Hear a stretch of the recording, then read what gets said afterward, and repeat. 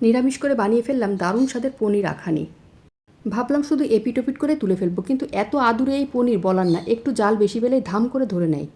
তো যাই হোক, কি আর করা, জালটা কমিয়ে দিয়ে পনিরগুলো ভেজে তুললাম।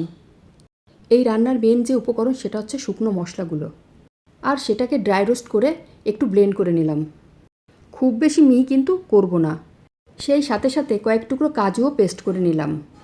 এবার আসি রান্নায়। সাদা তেল ঢেলে দিলাম। সেই তেলে আদা কুচি ও কাঁচা লঙ্কা দিয়ে কাজু বাদাম বাটাও দিয়ে দিলাম। নেড়ে চেড়ে ফেটানো টক দইটাও দিয়ে দিলাম। টমেটো ক্যাপসিকাম কিউব করে কেটে রেখেছিলাম, ওটা দিয়ে দিলাম, সাথে একটু নুনও দিয়ে দিলাম। এরপর নেড়ে চেড়ে পনিরগুলো ঢেলে দিলাম।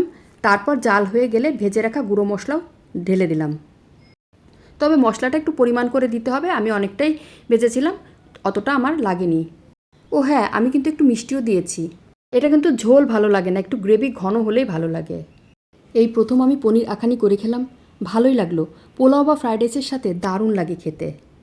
তোমরা যারা খেয়েছো তারা তো জানোই, আর যারা খাওনি অবশ্যই একবার ট্রাই করবে। ভালো থেকো, সুস্থ থেকো, টাটা, আবার দেখা হবে।